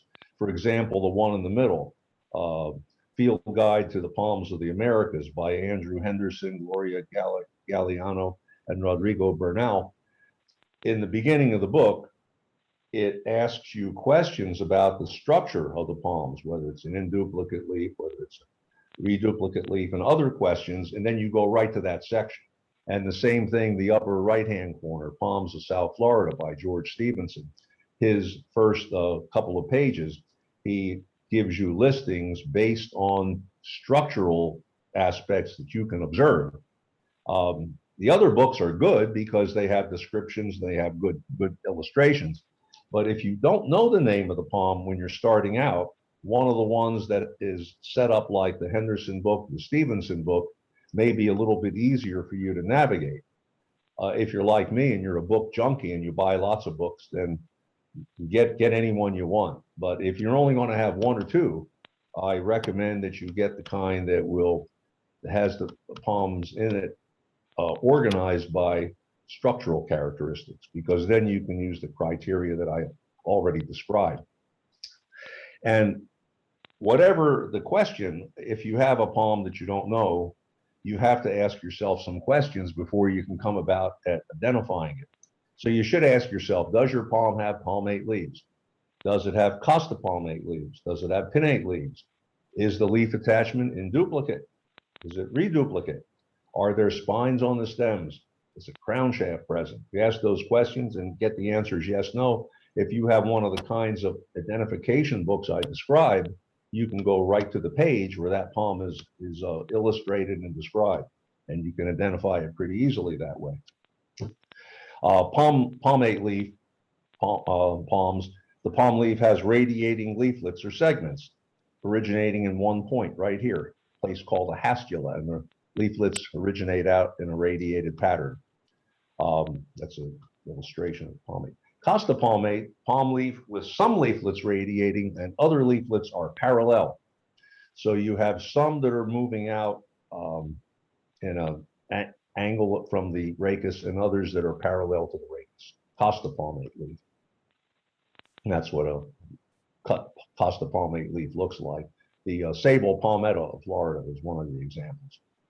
And the extension of the stem into the blade is called the costa, and sometimes the costa is described in some of those identification books too, in terms of its length or its color. Pinnate leaf palms are palms that have rows of parallel leaflets, where the leaflets are all parallel to each other and they're radiating out from the rachis. So you ask those first three questions and you're going to eliminate a lot of possible incorrect answers once you have those questions answered. Then you look to see whether the leaflets are connected in an in-duplicate connection or a reduplicate connection, which I already described. Here's a close-up of a sugar palm, Moringa tremula. You can see right up in here that the midrib of the leaflet is facing down, and that the connection to the rachis would look like a V if it were sliced. That's an in-duplicate pinnate leaf. Here's a Caniopsis palm. You can see the connection, of the leaflets on the rachis, and it's an upside down V, and the rib of the leaflet is on the top. And you look to see if it has spiny stems. The language used in a lot of the identification books that palm users use, they'll use the phrase armed petioles, whether the petiole is armed or unarmed. If it's armed, it has these spines, usually sharp spines. If it's unarmed, it has a smooth petiole. Some palms, such as this one, Dictyosperma, have very distinctive crown shafts. The crown shaft is an extension of the stem of the leaflet and that wraps around the trunk of the plant. And the crown shafts, when the leaflet stem broadens and wraps around the trunk of the palm. Some palms have crown shafts, some palms don't have crown shafts. And that's an identifying characteristic that helps you shorten the amount of time it takes for you to look up things in a palm ID book. This is another picture. William told me he's wanted me to do some talking about uses, but this is not a horticultural use per se. This is our front yard in our house in Miami Springs. We don't have any royal palms in our landscape, but my neighbor across the street, you can see Chuck and Patsy's house. He has 6 royal palms. And the crown shaft, I got this idea from my friend, the late Bob Brennan, who was the arborist at Fairchild Tropical Garden. I took this picture that's on the screen just a week or so before Halloween. And you can get the crown shaft, especially if you have a neighbor like I do, who has royal palms, and you can get some stones and you can cut the leaf stem off, lay the crown shaft on the ground, and put some heavy rocks or stones or cinder blocks to flatten it out somewhat. Spray paint the one side of the crown shaft white, and then color in some eyes, and you've got some great Halloween decorations. I strung some up on some of the trees in the front yard. I strung one up on the arbor right there. And by painting one side and not the other, when the wind blows it around, it actually looks like the make-believe Halloween decoration is moving around. I sit out sometimes. This is the view from my front porch. And sometimes I sit out towards twilight and I watch people walking by, and people, if they're not aware of it, if they haven't seen it before, it can sometimes catch attention. I got this idea because Bob made a lot of these when he was working at Fairchild Tropical Garden. And so it used to be his idea. And I told him a long time ago, I said, well, it's your idea, but it can be my idea now. And maybe it'll become your idea. But that's a use that you can put to the crown shaft rather than just discarding it when they fall off the palm. So what I'd like to do with the remaining time I have is to show how the structural characteristics that I described can be used to identify palms in landscapes. And I've pretty much arbitrarily selected about 24 palms that I think are of interest to people doing Florida landscaping. There's hundreds of palms grown in Florida. There are 25 that are currently growing without any human intervention. 11 of them are native, 14 of them are naturalized, which means they were introduced and then they've escaped cultivation and they're growing as if they are native or semi-native. They're not really native, they're naturalized. I shouldn't try to confuse the term. The native species, by consensus, people who are concerned with these kinds of definitions decided that the year 1513, when Ponce de Leon made his first visit to Florida, anything that was known or believed to be growing here prior to that date is considered native. Anything that was known to be brought into Florida after that date is considered to be non-native. Of the subset of non-native species, the ones that are growing without any human help are the ones that are naturalized. So the 11 native palm species are the Perotis palm, the silver palm, key thatch, buccaneer palm, needle palm, royal palm, scrub palmetto, dwarf palmetto, cabbage palmetto, salt palmetto, and the thatch palm. Some of the palm species in Florida moved to Florida from the north. They were northern Georgia, Alabama palms that expanded range into Florida. Other palm species in Florida were palms growing in the Caribbean or in the Bahamas that somehow got to Florida on their own. And there's one species, Sable etonia, which is only known in peninsular Florida. So where it came from, well, it came from Florida. It's an endemic palm.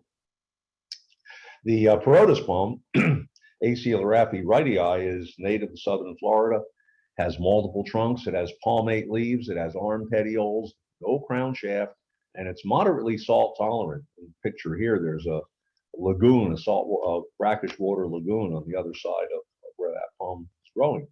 It can also be used as an island planting in drier landscapes. It tolerates wet conditions. It does not require wet conditions.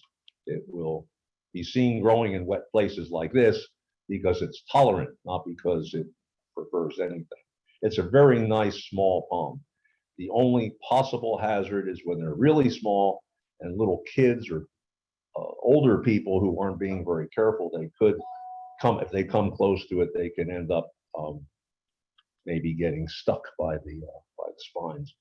And in addition to foundation planting, it could also be used as a screen, as it is in this picture here. The silver palm ranges in the Florida Keys and islands in the Caribbean to the south. Single trunk, palmate leaves, unarmed petioles, no crown shaft, and it is salt tolerant. It's probably got the nickname silver palm because the underside of the leaves are a very pale color. And it is a very small palm at maturity, and it does very well in small places like entryways, porticos, and so forth. It's an underused palm, but it could certainly be used more. The Buccaneer palm is probably the rarest of all the native palms. It ranges into the Caribbean, single trunk, pinnate leaves, unarmed petioles, a very short, small crown shaft. It's very rare in nature, but you'll see more of them in the islands in the Caribbean. It's a very handsome palm. It had been used off and on in Dade County back in the 1920s and 30s, but they were specimens dug up in the Keys and transported. I don't think many nurseries in those years grew them. There are nurseries, of course, growing them now, and it's a palm it's a nice palm if you have a interest in having natives in Florida, native palms in Florida landscapes. My wife and I planted one in our side yard just 2 years ago. The needle palm is an interesting palm. It has a natural range. It's pretty far up north. It goes all the way up into Oklahoma. But it's native in northern Florida. Has an underground stem, has palmate leaves, no crown shaft, sharp spines on the leaf bases, very cold tolerant. And people use them as screens, like in this picture, screening a building from people looking in from the sidewalk, screening a sidewalk from people looking in from the street. And here you can see the leaf bases, the remnants of leaf bases are very sharp, and that's how the palm got its nickname, Royal Palm. Several years ago, when I was visiting our nation's capital, Washington, D.C., the U.S. National Arboretum has needle palms growing outdoors with no protection. So you know it's cold hardy if you grow in Washington. The former county extension agent, Broward County, Bob Haley, had a vacation home in Massachusetts on Cape Cod. And just for the fun of it, he took a needle palm there and planted it, and it survived. It's still growing. He used to joke there, he may have had the only outdoor palm in the state of Massachusetts. So it's a very cold hardy palm. So if you have an application and the client wants a palm in a very cold location, this is one to consider. The royal palm is the most common of all the native palms in Cuba. It's also native to the state of Florida, but originally it was not very common. Single trunk, palmate leaves, unarmed petiole, and a prominent crown shaft. A really nice palm, but you need a lot of space for them because they get quite large. Here's an old postcard from my postcard collection showing the McGregor Boulevard in Fort Myers, Florida, near the Thomas A. Edison Winter Home. Edison himself paid to have royal palms brought in to Southwest Florida. The original royal palms that were growing in Florida, there weren't that many. It became very popular in the early years of the 20th century. So Edison was one of the famous for many other things as an inventor, but he was also had a strong interest in horticulture. And when you're in Southwest Florida and you see a lot of royal palms, you can think of Thomas Edison. The scrub palmetto only occurs naturally in peninsular Florida, has underground stem, costa palmate leaves, unarmed petioles, no crown shaft, cold tolerant. It's endemic to Florida as a naturally grown plant, only grows in Florida. People have brought it other places and made it into their landscapes, but that's its original natural range. And it has an underground stem, and it's not used very much in landscaping. I've seen it used here and there, but not that much. Dwarf palmetto, Sable minor, occurs in northern Florida and north of there. Short above ground trunk, occasionally mostly underground stem. Shortly costa palmate leaves, unarmed petioles, no crown shaft. It's a very small palm. Occasionally gets a little bit of wood above ground, but not much. And the costa is very, very short. On the other species of sable, the costa is much longer. So you can determine the dwarf palmetto easily by looking at the costa. The state tree of Florida is the sable palmetto, no crown shaft, unarmed petioles, very common, official state tree by the government. And it's used as many different landscape semi-naturalistic landscapes. It has a wide use. The saw palmetto, Serenoa rapens, has an underground stem, occasionally above ground stem, palmate leaves, arm petioles, no crown shafts, cold tolerant. And those are the spines on the petiole. Gave that plant its common name, the saw palmetto. And it's used landscaping as a screen. You can't tell on this picture, but this screen is screening a parking lot from the street in a commercial area in Broward County. And you can see a couple of the vehicles in the back, but it's a very good plant to use for a screen. Florida thatch palm, its natural range is extreme South Florida, single trunk, palmate leaves, unarmed petioles, no crown shaft, salt tolerant.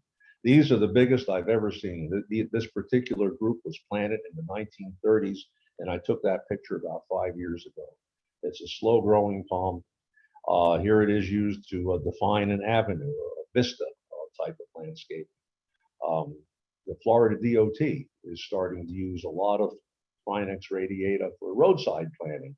They don't get too big and they're pretty low maintenance. The key thatch palm, Leucothrinax morrisii, is also extreme southern Florida in its native range. Single trunk, palmate leaves, unarmed petioles, no crown shaft, salt tolerant.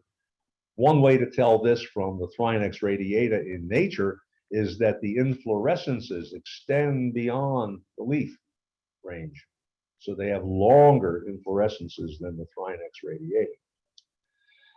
Of those 11 native, there are 14 more that are naturalized, growing escaped from cultivation, now growing on their own. The gru palm, native to South America, it's naturalized in Central Florida. I don't think it's a very good landscape palm because it has spines on the trunk, and but people do use it. I took that picture in Coral Gables, Florida, and the gru palm. But they are growing wild on their own, and mostly in Central Florida. And this is the way they look growing wild in their own habitat. I took that picture in Paraguay in South America when I was there on a consulting assignment a few years ago. The clustering fishtail palm, Caryota mitis, it growing on its own. It has a bipinnate leaf. It's pretty easy to identify. All the Caryotas have the bipinnate leaf, and it looks like a fishtail. It's a monocarpic palm. When it flowers, the stem that produces the flower dies after flowering. So a cluster like you see right here, you can tell where several of the spikes have flowered and they died. So you get a lot of dead material and it looks pretty messy. So the clustering fishtail is a high maintenance palm if you use it in a landscape. People do, but you have to realize it does require a lot of maintenance. The toddy fishtail palm is a single trunk fishtail, and it has unarmed petioles, bipinnate leaves, single trunk. When this plant flowers, the entire plant dies. And there's a young one just recently planted. Here's a more mature one. The Eureka palm, unfortunate natural or common name, but that's what they call it in Florida. Some of the books call it the butterfly palm. There's another palm called the Eureka palm, the catechu. But this is native to an island off the east coast of Africa. It has multiple trunks, pinnate leaves, crown shaft, unarmed petioles. I'm getting near my time, so what I'm going to do is go through the final few examples. But the Dipsis is a popular screen palm. Here's a case where a person didn't want people to notice that his boat was in the side yard, so he had a nice screen for it. It can also be used as a planting in a container or in a patio. The African oil palm is naturalized in Florida. It has a single trunk, pinnate leaves, arm petioles, no crown shaft, and people plant it as a curiosity. It is a commercially important palm in Asia. That's where palm oil comes from. It's also controversial because a lot of rainforest area in some of the islands south of Southeast Asia are being cut down to make room for plantings of oil palms. The footstool palm, Livistona rotundiflora, is naturalized palm. The MacArthur palm, Tychosperma macarthuri, is naturalized palm in Florida. Those previous 7 are not regarded as invasive, naturalized, and growing on their own, but the ecology-minded people are not concerned about them too much because they are pretty well behaved. The remaining 7 have been listed as Category 2 by the Florida Exotic Pest Plant Council, the FEPPC. And Category 2 means it's an invasive exotic that have increased in abundance or frequency, but have not yet altered Florida plant communities to the extent shown by Category 1. Category 1 are the plants that are considered to be nuisances. And Category 2, if you want a vernacular definition, it's a potential nuisance. Some of them, in my opinion, aren't really that bad, and some of them may be pretty bad. I'll go through them pretty quickly. But remember, these species are not regulated yet, but they may become regulated if they become ranked in Category 1 if ecological damage is demonstrated. And I put them in pink on this slide. The bamboo palm is native to Central America. It's often used in containers and interior scapes and porticos, but it has escaped cultivation, and it has been suspected of crowding out native vegetation. Chinese fan palm has similar characteristics. It's an EPPC Category 2. Coconut palm, to me, is pretty controversial put on this list. I'm not sure that the EPPC people thought too much about putting the coconut palm, but their justification was that in the Florida Keys, there are understory plants considered to be endangered that are being shaded out and out-competed for light by naturalized coconut palms. I believe that the EPPC will be lobbied to remove this from Category 2, but so far it's on Category 2. And as you know, it's a symbol of tropical Florida, and it's on this old postcard, and it's a very popular plant. I'm not sure that that was a good choice, but it's a choice that's on their website now. And some of the other ones on EPPC Category 2 may get promoted to Category 1, including the Senegal date palm, Phoenix reclinata. This is a picture of the edge of a mangrove swamp, and they're pushing the mangroves. They're out competing the mangroves for light and space. So this is one, the Senegal date palm, Phoenix reclinata, that might actually be demonstrated in the future to be a possible pest plant. And it has heavily armed petioles in this picture. The solitaire palm, the queen palm, the Mexican fan palm, Washingtonia robusta, has been suspected of possibly causing environmental disruption by outcompeting native plants. It's native to Mexico, single trunk, nice looking palm. It's very popular palm in landscapes. One of the things I have to tell you about Washingtonia is it has a nickname of sky duster because they get so big that if you have one in your yard, you may not even appreciate it because you have to look up so high for the to see the foliage. A lot of times people plant these and they don't know or they don't think about how big the palm is going to be when it reaches its maturity. And this one gets very big. This is not a Photoshop picture. I took this picture from the street a few blocks from my in-laws' home in Tempe, Arizona. My wife's parents, they're both deceased, but they lived in Tempe, Arizona, just south of Phoenix, where Arizona State University is located. And just a few blocks away, you can see that whoever decided on that landscape must have bought some pretty small palms, planted them too close to the house, and the normal response would be to either dig up the palm and move it once it started competing with the roof, or to cut the palm, just get rid of it. But these people must have liked the palm enough so that they could learn to live with it. So those 25 species I showed you their pictures. I gave you their descriptions. If you didn't have the name of the palm, but you had those descriptions and you went to any one of those references, the reference, if it was a good one, would take you right to the name of the plant and probably to an illustration. So, in summary, all palms are in the plant family Ericaceae. There's about 2,600 species in that family. About 600 of them are rattans and they grow as vines. And so there's 2,000 left over that might possibly have some use in landscape. Well, my time's just about all up. I'd like to thank you for your attention. Like to, let me go right up to my very end. Whoops, there I am. I appreciate your attention, and I'm going to, what do I have to do, Bill, to give it back to you so that you can take over the meeting now? I think I can unassign you as co-host. George. Yeah, unassign me. That sounds good. Yeah, I don't know. It sounds a little drastic, sir.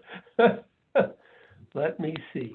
While I am attempting to unassign you, which I can or cannot do, nicely done. Nicely done. It is always such a pleasure to hear you. It's amazing the facts and factoids that you know about palms and trees and everything horticultural, and especially Florida horticultural. Very, very much appreciated, George. I can't tell you. I can't tell you. Oh, there we are. I'm going to stand up. I think we're back. Yeah, I have one question since I get to be the host. I get to ask the question instead of December. Sorry, December. George, John, when he was on, made a comment that I want to ask about. He said, you know, where Fish Branch Nursery is up, where did he say it was, Peggy? Well, he said North Florida. So Fish Branch is, I don't know if that's Zofalo Springs or whatever, but it's fairly far north. And he was talking about crown shaft. And he said, we're too far north to grow palms with a crown shaft. I'd never heard that relationship to a crown shaft and cold tolerance. Bill, I don't know. I hadn't heard that phrase that used that way before, but I can tell you that the cold hardy palms, they're known for being cold hardy, like the needle palm, like the dwarf palmetto, and some of the exotic palms, like the Thrinax Trachycarpus fortunii, the Himalaya palms. None of them have crown shafts. So it could be that there is a correlation, because the palms I'm most familiar with that have crown shafts, they're all tropical. The cold hardy palms, the ones I can think of right off the top, the windmill palms. I've seen windmill palms way up the coast. In protected areas in Western Canada, I've seen windmill palms, but none of those palms have crown shafts. There's not a lot of palms that have them, which is why if you know about a crown shaft and you're trying to identify a palm and it has one, then you've got a really small section in the book to figure out what it is. And that's why I mentioned that particular physical structure, because it's easy to see yes or no if it has it. But thinking through the species I know that are cold hardy, I can't think of any of them that have crown shafts. And he's not even speaking out of the state of Florida. I mean, he's north central Florida kind of idea. So, you know, that really, you're right, that puts them darn near tropical. I mean, the range of the royals, the range of the Anidias, the range of the foxtails, I guess don't go beyond Orlando or much above that. I'd never heard that. And I thought that was very, very interesting. I never heard it either, but it was an interesting point. Excellent. Well, George, I thank you again. It's always appreciate you being able to spend time with us. We really appreciate it. So thank you. You have a great day. If we can ever do anything for you, please stay in touch. Okay, will do. Thanks a lot. Take care. And for the rest of you, we are right about on time. We got less than 60 seconds. I hope everybody got as much out of this as I believe you did, and I did, and others that I've been getting texts from enjoyed the information, the knowledge. It's not easy putting these on every month. The Zoom makes it a little easier on on everybody. As George alluded to earlier, it's missing that camaraderie that we all certainly like to see and have. So while we miss you all, there is a nice part to the Zoom to be able to go up to people's homes where, far north and have them come and make presentations to us. So again, like I said at the beginning, a couple things I just want to hit on one more time. If you have some ideas of people you would like to hear do presentations, please shoot me an email. In addition, CEUs are one we're pushing very hard to make sure everybody keeps up on their CEUs during the 3-year period while they're recertifying. So do make sure you're keeping an eye on those. Those are available on the website. Additionally, I noticed one person is on here today that only had a phone number. I was trying to shoot them a text indirectly, but I couldn't. So if you sign in and receive the Zoom link from one computer, I'm not sure if you go use a different computer, if it'll read your name or not. So if you only have a phone number or something, when you go on and look at the participation or at your participant name, shoot me an email, or you can actually go in there and change the name so that it makes it easier on Terrell finding who's there every day. All right. I think that's about it, except I'm surprised I have to say there's still people that haven't paid their dues. So please, shame on you, get your dues paid so we can keep moving forward. That is really it. Everybody have a great month. We will see you again on the last Thursday of the month. Take care all. Bye.